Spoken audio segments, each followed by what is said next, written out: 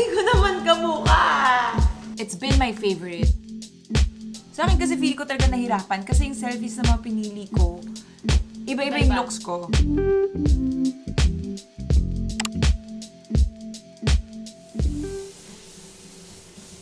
Sinusubukan ko yung snow AI. Tignan natin anong face ko. Pinatulan ko, hindi nakataste eh.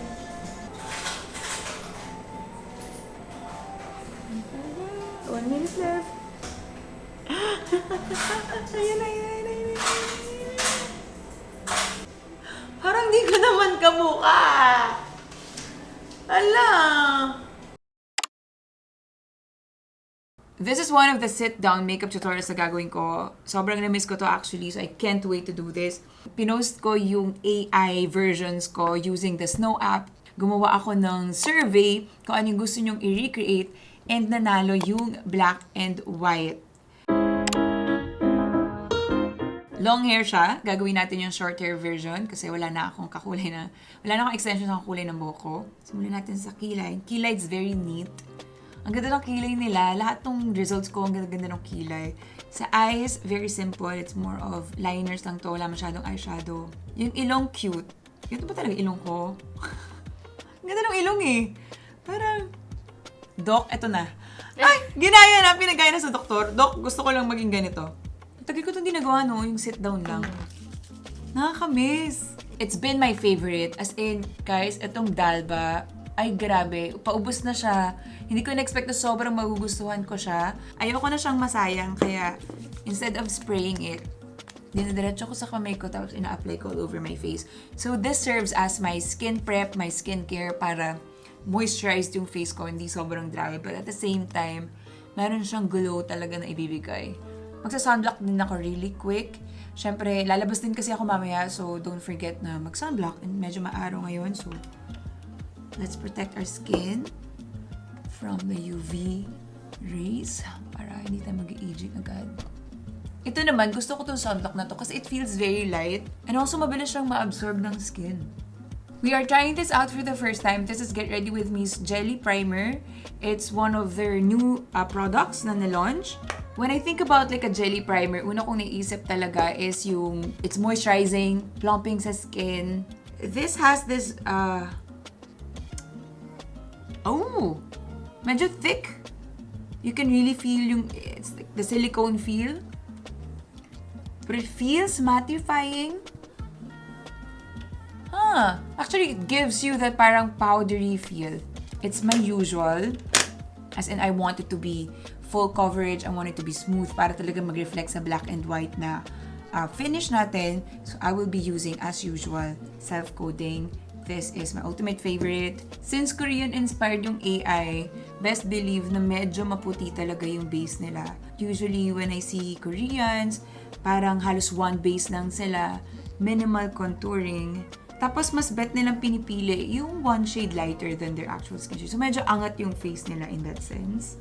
Ibe-blend ko lang kasi madali mag-set ang foundation na to. So, para medyo even siya. Pero kahit hindi naman totally blended kasi magko-concealer tayo agad.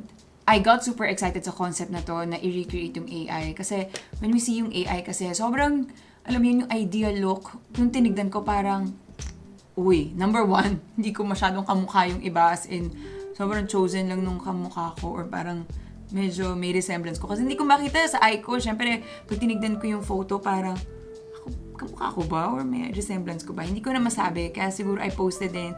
Kasi feeling ko kayo yung mas makakapansin kung ano ba yung closest na photo. Itong concealer na to, bet na bet ko siya for highlighting kasi naiiwan yung lightness niya. Since medyo matte na yung finish, no, ang gagawin ko, isaset ko lang muna yung brows ko para hindi siya maging super oily later on. I will be using the new one from Get Ready With Me as well. Ito yung kanilang Powder Rush, which is a translucent pressed powder. And then I will just lightly dust my brows. I'll be using strokes as usual. May pagka-straight na malinis yung kilay. Very defined. Simulan ko dyan. And then meron siyang arch sa bandang dulo.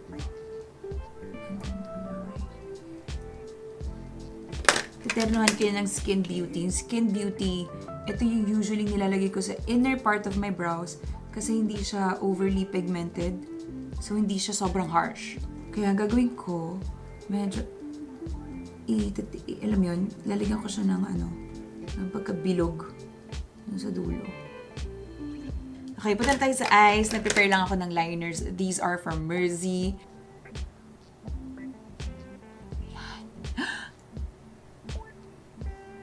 Tapos, kasi sa look na to, puro eyeliner lang siya. Alam mo ba, may nagsabi sa akin kahapon. Na? I forgot kung sino nagsabi sa akin. Pero, feeling nila ibang-ibang Raiza every time na iba yung makeup mo. Iba-ibang Raiza? Kasi ganun nga. Sa kada makeup mo daw, parang iba ka daw lagi. Gift siya in a sense kasi hindi nakakasawa yung mukha ko. Pag inaayusan ko parang, uy, iba na naman itsura mo. Uy, kahit ako mismo minsan nabibigla ako eh. Pero, yun lang. Yun lang. Konting bagay lang na maiba sa face ko, parang siya agad. Medyo agad, may impact agad siya.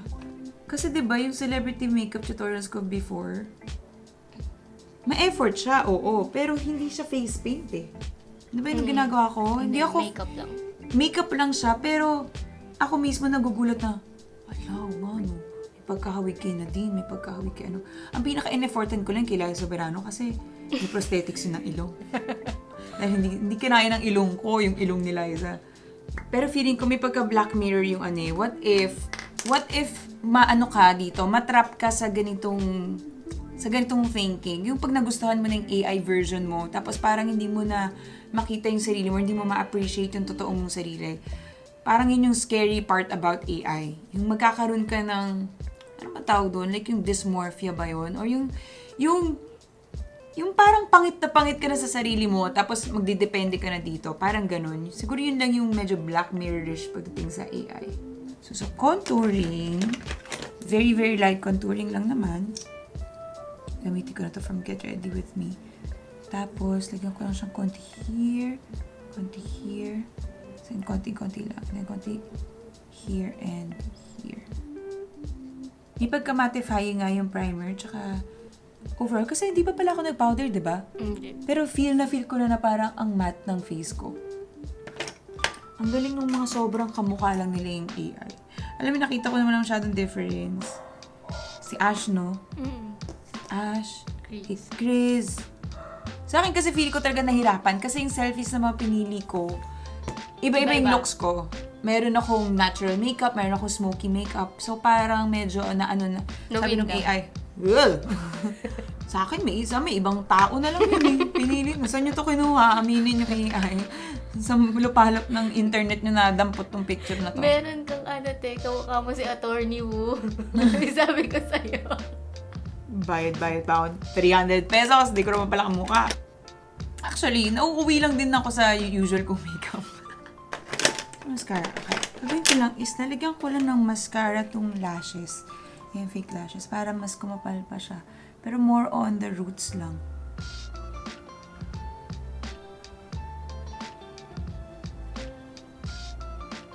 Sa lips naman, ito yung sinasabi ko na na-discover ko dun sa last live episode natin. This is the Viance liner. Actually, pang-eye siya. Pero ito yung ginagawa kong pang-lip line. Kasi, maganda siya. Tsaka matibay siya. So what I'll do is, I'll reshape lang. I'll cover muna itong discoloration right here. Para mag-match siya sa skin ko. Para madali siyang takpan. Lighter siya. Preferably, sana may pagka-pink pa, but it's okay. Nadaanin na lang natin siya sa lip color. Yung lip color natin, anything may pagka-close to the skin lang. Medyo na lang natin siya. Alam mo yung, ang tawag dito? Precise coloring. Precise coloring.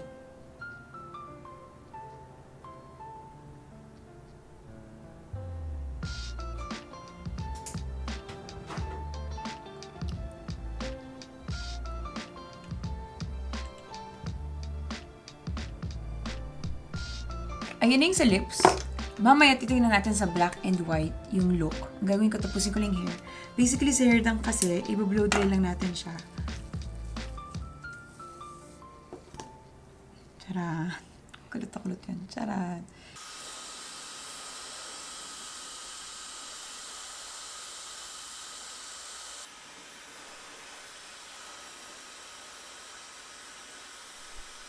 Ito na guys, yung finished look. Gagawa na lang ako ng montage in black and white. But basically, it's the same as my go-to makeup, which I think na-pick up ng AI on na-pick up ng AI yun very, very well. Kasi yun siguro yung parang commonality doon sa mga selfies na pinadala ko doon sa app.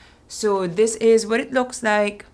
It's just nice, pang everyday. It looks like me. So we'll try to montage and see if it's very, very close to the AI version of myself. 오늘의 날씨 일기예보는 맑음 햇살 밝은 오후 무작정 어딘가 향해